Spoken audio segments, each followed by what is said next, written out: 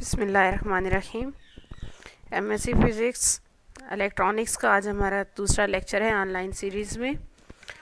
आज हम डिस्कस करेंगे बायस्टेबल मल्टी वाइब्रेटर्स को।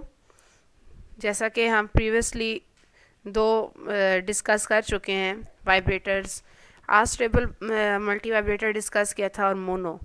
तो अगर इनके डिफरेंस देखा जाए तो इनका मेनली डिफरेंस क्या आएगा कि आस्टेबल में कोई ट्रिगर पल्स नहीं देनी पड़ती, मोनोस्टेबल में एक ट्रिगर पल्स देनी पड़ती है। जबकि यहाँ पर आप देख रहे हो कि ये क्या है, आपके पास बायस्टेबल है।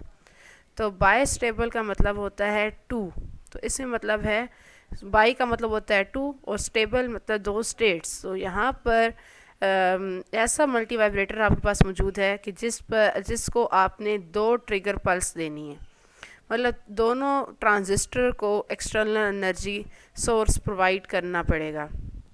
और इसका दूसरा नाम होता है आपके पास फ्लिप फ्लॉप। इसको फ्लिप फ्लॉप भी बोलते हैं। और फ्लिप फ्लॉप का मतलब यही होता है कि दोनों साइड्स को वोल्टेज प्रोवाइड करना। असल में जो फ्लिप फ्लॉप का वर्ड है ये यूज़ होता है कंप्यूटर लैंग्वेज के अंदर। ये कंप्यूटर स्टूडेंट्स जो बनाते हैं, ये डिज़ाइनिंग करते हैं, बाइनरी ऑपरेशंस करते हैं, डिजिटल ऑपरेशंस करते हैं, तो वहाँ पर ये यूज़ होते हैं फ्लिप फ्लॉप। आप लोगों ने हेयर फ्लिप फ्लॉप अलग से भी पढ़ने हैं। इस पार्ट 1 की इलेक्ट्रॉनिक्स में भी आ सकते हैं और पार्ट 2 के इलेक्ट्रॉनिक्स में ये मौजूद हो सकते हैं फ्लिप फ्लॉप। तो साथ साथ देखते जाते हैं कि क्या होगा। तो मेनली एक कंडीशन पे मौजूद होगा multi vibrator. For example Q1 जो है ट्रांजिस्टर, अगर वो ऑन है तो Q2 उस टाइम ऑफ स्टेट में होगा, और Q1 अगर फॉर एग्जांपल ऑफ में है तो Q2 ऑन में होगा। लेकिन पहली इनिशियल कंडीशन हम यही लेंगे, Q1 जो है वो ऑन है और Q2 जो है वो हमारे पास ऑफ है या कट ऑफ में है। अब अगर आपने Q2 को ऑन करना होगा तो आप क्या करोगे, ट्रिगर पल्स अप्लाई करोगे। ट्रिगर पल्स मतलब एक्सटर्नल एनर्जी प्रोवाइड करोगे। जब तक आप एक्सटर्नल एनर्जी प्रोवाइड नहीं करते तब तक आपके पास ट्रांजिस्टर अपनी स्टेट को चेंज नहीं करता।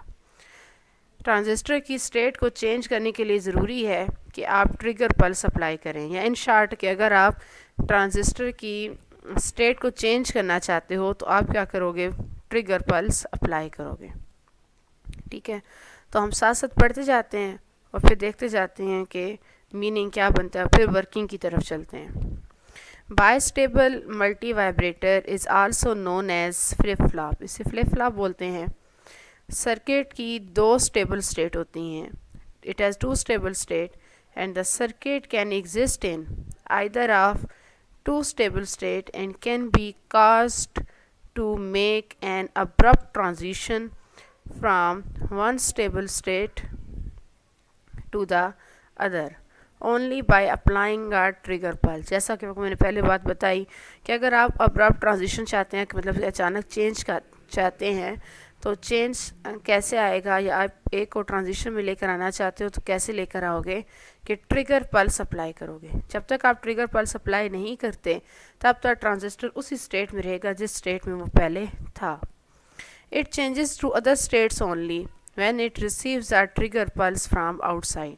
तो ये अपनी स्टेट को चेंज कब करेगा, जब ये एक ट्रिगर पल्स को रिसीव करेगा। ट्रिगर पल्स को रिसीव करेगा बाहर से, मतलब एक्सटर्नल एनर्जी आप प्रोवाइड करोगे तो वो अपनी स्टेट को चेंज करेगा। It goes back to its original states only when it receives another trigger pulse. अगर आप चाहते हो कि दोबारा से वो अपनी ओरिजिनल स्टेट को अटेन कर ले, जैसा कि मैं आपको पहले एग्जांपल दे रही थी कि फॉर एग्जांपल Q1 जो है वो कंडक्शन स्टेट में था और Q2 जो था वो कट ऑफ में था। तो अब एक दफ़ा तो आपने ट्रिगर पल्स अप्लाई करके Q2 को ऑन स्टेट में कर लिया और Q1 जो है उसके अप्रॉक्सीमेटली रिवर्स स्टेट में चला जाएगा। लेकिन अगर आप चाहते हो कि इनिशियल स्टेज दोबारा अटेन हो जाए, तो इनिशियल स्टेज दोबारा अटेन करने के लिए हमें Q1 को कंडक्शन में लाना पड़ेगा। तो Q1 ऑटोमेटिकली कंडक्शन में नहीं आएगा, बल्कि कंडक्शन में लाना पड़ेगा, और कंडक्शन में लाने के लिए हमें क्या करना पड़ेगा, ट्रिगर पल्स अप्लाई करना होगा। तो ट्रिगर पल्स अप्लाई करेंगे eight the base of the other transistor, जिसको आपने ऑन करना है। इन शॉर्ट मतलब जिस ट्रांजिस्टर को आपने सैचुरेशन में लाना है उसकी बेस पर एक ट्रिगर पल्स अप्लाई करेंगे। ठीक है, तो अब इसकी वर्किंग समझते हैं। वर्किंग को मैं साथ साथ हाईलाइट करती जाती हूँ, वहाँ से आपको समझ आएगी। फॉर एग्ज़ाम्पल पहले हमारे पास ये है कि यहाँ से प्लस VCC, जैसे ही आपने वोल्टेज अप्लाई की तो आगे आपने दो रेजिस्टेंसेस लगाई हुई हैं। ये रेजिस्टेंसेस RL1 होगी और ये भी RL2 होगी। ये C2 लिखा हुआ है, आप L लिखिएगा नोट्स के ऊपर। मतलब ये आपके पास होंगी लोड रेजिस्टेंसेस। लोड रेजिस्टेंसेस के अक्रॉस आप आउटपुट लेते हो। फिर आपके पास दो रेजिस्टेंसेस हैं, कौन कौन सी? एक है आपके पास R2 और एक है आपके पास R1। R2 और R1 है। R2 के साथ कनेक्ट होगी Q2 की बेस और R1 रेजिस्टेंस के साथ कनेक्ट होगी Q1 की बेस। ठीक है, आप देख रहे हो कि ये दोनों की जो बेसिस हैं, Q2 की बेस होगी और Q1 की बेस हो गई। ये रेजिस्टेंस R3 और R4 के साथ कनेक्ट होके यहाँ पर माइनस VBB के साथ कनेक्ट है। यहाँ पर माइनस VBB लिखा हुआ तो था, लेकिन शायद वो पिक्चर डालते वक्त वो नीचे हो गया, तो आपने यहाँ पर माइनस VBB लिखना है। ये जो पॉइंट है ना, ये वाला पॉइंट, इसके अक्रॉस माइनस VBB है। तो आप अपना सर्किट ऑपरेशन शुरू करते हैं। तो सबसे पहले हम क्या कहते हैं कि जैसे ही प्लस VCC ऑन होगी तो अभी हमने कोई ट्रिगर पल्स नहीं की, कोई ट्रिगर पल्स का हमने जिक्र नहीं किया। तो इस कंडीशन में जो Q1 है वो आपके पास है ऑन सिचुएशन में, Q1 है आपके पास ऑन सिचुएशन में, जबकि जो Q2 है वो आपके पास है ऑफ स्टेट में। और ये दोनों जो ट्रांजिस्टर होंगे, आपको जैसे पहले बताया कि दोनों सेम डोपिंग लेवल के नहीं होंगे, इनका इफ़ेक्ट डिफरेंट होगा। तो फॉर एग्जांपल पहला चला जाता है Q1 ऑन में चला जाता है, Q2 ऑफ में चला जाता है। Q1 ऑन में आता है तो A पॉइंट का जो पोटेंशियल होगा उस पर क्या इफ़ेक्ट होगा, वो कम हो जाएगा, और B पॉइंट का जो पोटेंशियल होगा वो हायर पर आ जाएगा, और सारी की सारी जो पोटेंशियल ज़्यादा होने की वजह से ये B वाला पॉइंट किसके साथ अटैच है, Q1 की बेस के साथ, तो Q1 सैचुरेशन में रहेगा। अब अगर आप चाहते हैं कि जो Q1 है वो ऑफ स्टेट में आ जाए, तो Q1 ऑफ स्टेट में कब आएगा, कि जब आप Q2 को ट्रिगर पल्स अप्लाई करेंगे। अभी दोबारा सिचुएशन पर और करते हैं कि Q1 क्या था ऑन में, और ए किस कंडीशन में था, ए का जो पोटेंशियल था वो था लेस, और बी पॉइंट पे जो पोटेंशियल था वो था ग्रेटर। ठीक है, और ये लेस वाला पोटेंशियल इसके साथ कनेक्ट था Q2 की बेस के साथ, इधर से इसे बेस पे लेस पोटेंशियल मिल रहा था, और यहाँ से इसकी बेस नेगेटिव VBB के साथ भी कनेक्ट है। तो नेगेटिव VBB भी इस पर ओवरराइड हुई थी या इस पर ओवरकम कर रही थी, मतलब उसको सैचुरेशन में आने नहीं दे रही थी। आपका ट्रांजिस्टर ये कौन सा है, ये ट्रांजिस्टर है NPN। आप लोग BSc FSc लेवल पे पढ़ते हो कि जब हम कनेक्शन बनाते हैं तो कैसा बनाते हैं कि बेस इमिटर जंक्शन होना चाहिए फॉरवर्ड, जबकि बेस कलेक्टर जंक्शन जो है वो आपके पास होना चाहिए रिवर्स। तो ये बेस है, और बेस कैसी होगी, ये आपने ट्रांजिस्टर कौन सा यूज़ किया है, NPN। तो बेस इसकी P रीजन की हुई, मतलब P टाइप की हुई। P टाइप की अगर बेस है तो इस बेस को पॉजिटिव पोटेंशियल देना पड़ेगा ना, तभी वो फॉरवर्ड में आएगा। तो जब तक इस बेस को नेगेटिव पोटेंशियल मिलता रहेगा और उधर से भी लेस वोल्टेज मतलब नेगेटिव पोटेंशियल ही मिल रहा है, तो तब तक ये जो P या बेस है इसकी ट्रांजिस्टर की, वो सैचुरेशन में नहीं आ सकेगी, क्योंकि अभी वो किस कंडीशन में है, रिवर्स कंडीशन में है। रिवर्स कंडीशन का मतलब समझते हैं ना आप लोग कि P टाइप को पॉजिटिव के साथ जोड़ना चाहिए और N को नेगेटिव के साथ, वो फॉरवर्ड होता है। लेकिन यहाँ पर P को नेगेटिव के साथ जोड़ दिया गया और N को पॉजिटिव के साथ जोड़ दिया गया, तो ये रिवर्स स्टेट में होंगे, ये फॉरवर्ड स्टेट में नहीं होगा। अच्छा, अब बात करते हैं कि जब हम ट्रिगर पल्स अप्लाई करते हैं, मैं कलर चेंज कर लूँ ताकि आपको क्लियर समझ आए। ठीक है, यहाँ से ये आपके पास ट्रिगर S2 होगा, इसको मैं S2 का नाम देती हूँ।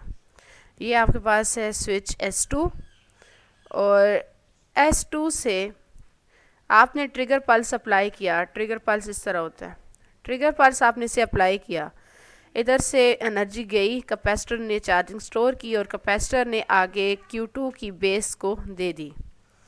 जब ये एनर्जी इतनी ज़्यादा देगा कि वो एनर्जी इस नेगेटिव वाली पोटेंशियल पे या नेगेटिव वाली एनर्जी को ओवरकम कर लेगी, या इतना पोटेंशियल देगा, इतना पॉजिटिव पोटेंशियल देगा कि जो नेगेटिव पोटेंशियल है उसको ओवरकम कर लेगा, तो उस टाइम जो Q2 है वो चला जाएगा ऑन स्टेट में। Q2 चला गया ऑन स्टेट में। जैसे ही ऑन स्टेट में जाता गया तो B पर जो पोटेंशियल होगा वो हो गया लेस। वो लेस हो गया तो ये जो B पॉइंट है ये कनेक्ट है Q1 की बेस के साथ। तो Q1 चला गया, अब उसको लो पोटेंशियल मिला और इधर से हम उसे एनर्जी भी नहीं दे रहे, तो ये वाली जो नेगेटिव वोल्टेज है ये भी उस पर ओवरकम हो गई।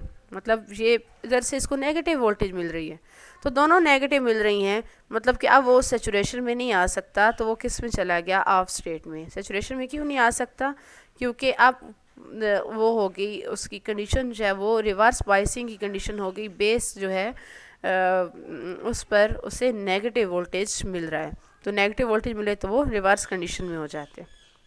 ठीक है, तो अब जैसे ये रिवर्स कंडीशन में जाता गया तो ए पॉइंट का जो ए पॉइंट है, तो ए पॉइंट का जो पोटेंशियल होगा वो हो जाएगा ग्रेटर पॉइंट में।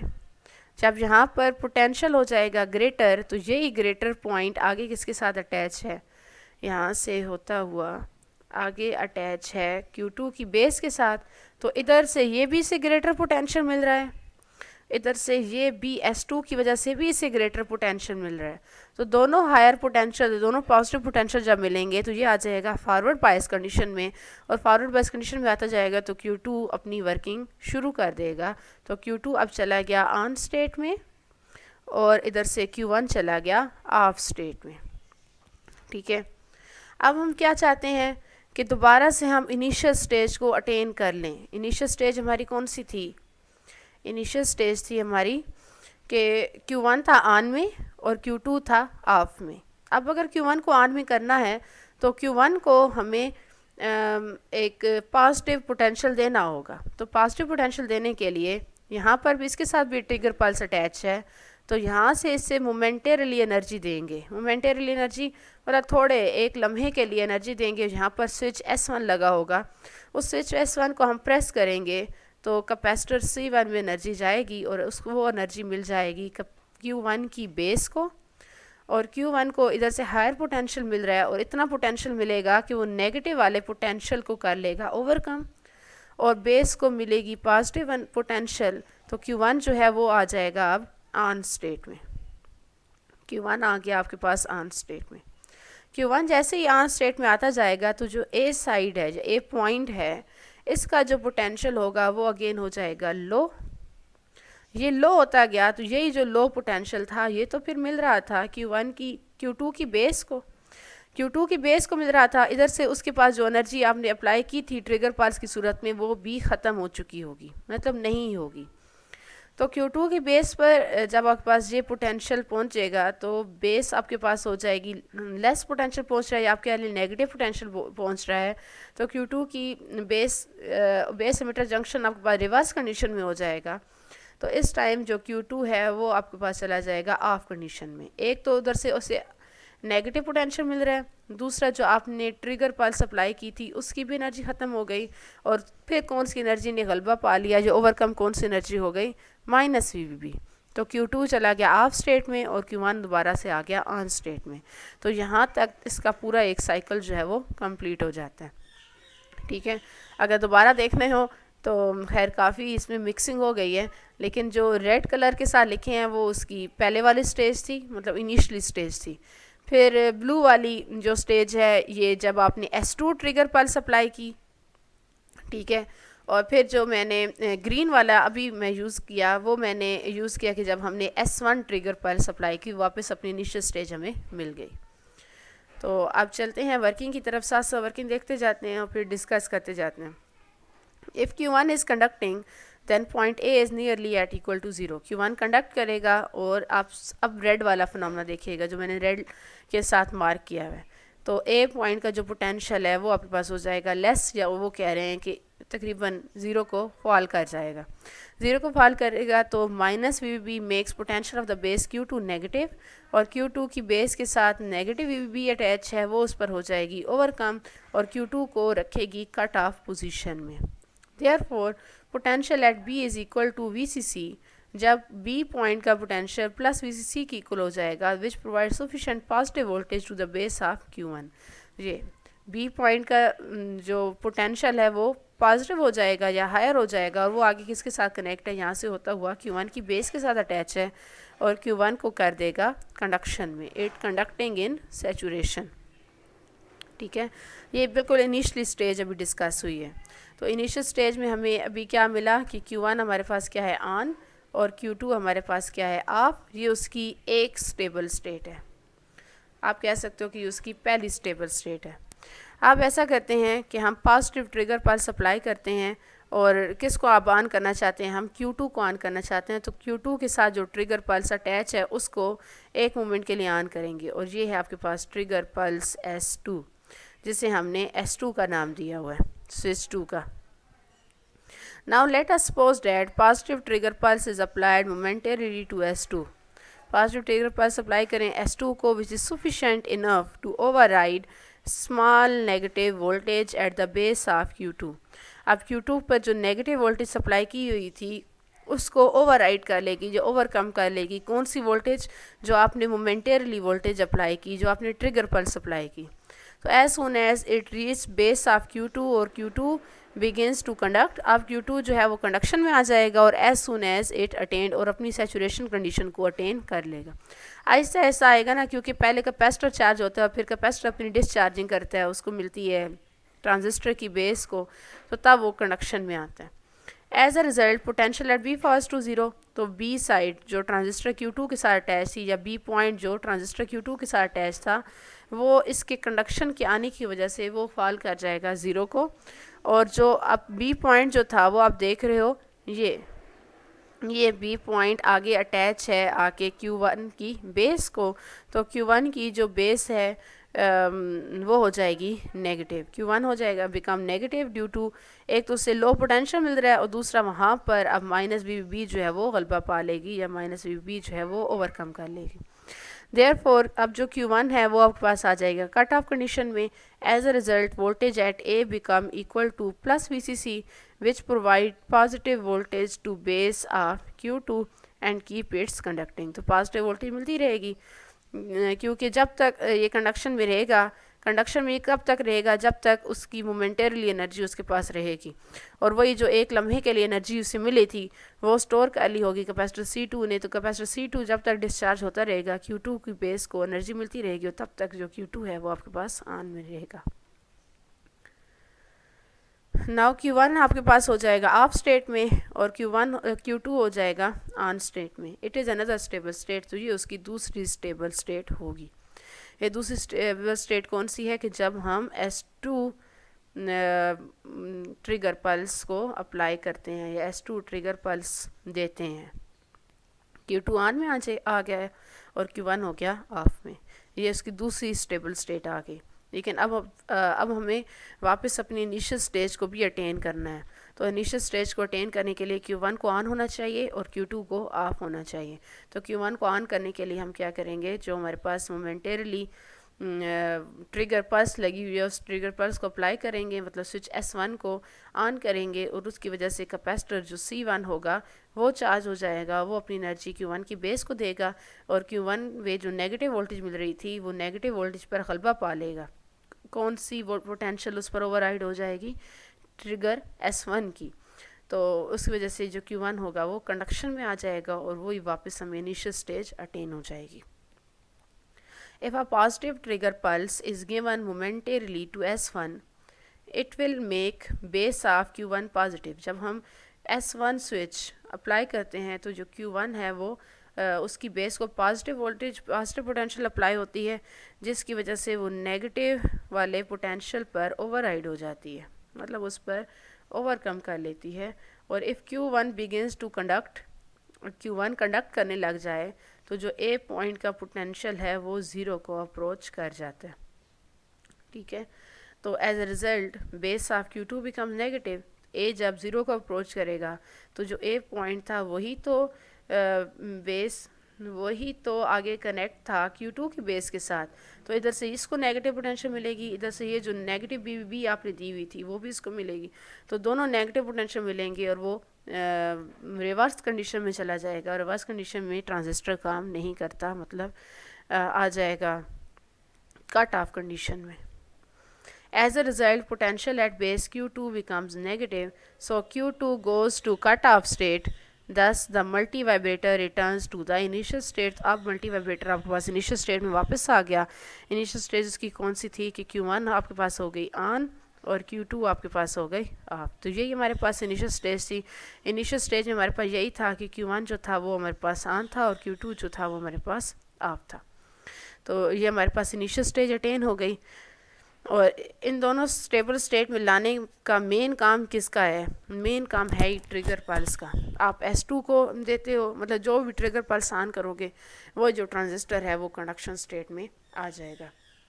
ये ज़्यादातर मल्टी वाइब्रेटर आगे बाइनरी ऑपरेशंस में यूज़ होता है, इसी वजह से हम उसे फ्लिप फ्लॉप भी बोलते हैं. तो अब मेन हम इसके एडवांटेज यूजेस देख लेते हैं, इसकी एप्लीकेशन देख लेते हैं. एक तो एप्लीकेशन यही है कि बाइनरी ऑपरेशन वगैरह में यूज़ होता है, और दूसरा काउंटिंग के लिए और storing of binary information in computer system. Binary information जो स्टोर होती है कंप्यूटर में वो भी इसी के थ्रू होती है, मतलब सर्किट ये बनाया जाता है अंदर.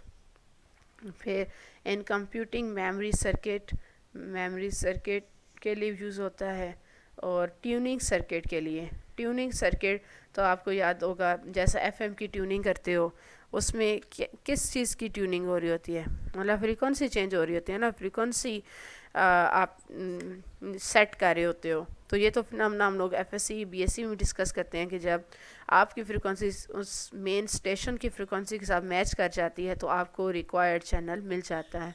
तो वहाँ पर वैसे रेजोनेंट का फिनोमेना होता है, रेजोनेंस फ्रीक्वेंसी वगैरह आती है. तो हमारा टॉपिक इतना ही था, एप्लीकेशन तक हमारा डिस्कस हो गया. और होप सो जिसने पिछला मोनोस्टेबल बहुत अच्छी तरह किया होगा उसको बायस्टेबल भी समझने में मुश्किल नहीं होगी, क्योंकि बिल्कुल सेम है. उसमें सिर्फ ये था कि एक ट्रिगर पल्स अप्लाई कर रही थी हो रही थी, जबकि यहाँ पर हमारे पास अब दोनों ट्रिगर पल्स जो हैं वो अप्लाई हो रही हैं. मज़ीद अगर किसी को प्रॉब्लम हुई तो मुझसे इनबॉक्स कांटेक्ट कर लीजिएगा. तब तक के लिए अल्लाह हाफिज़.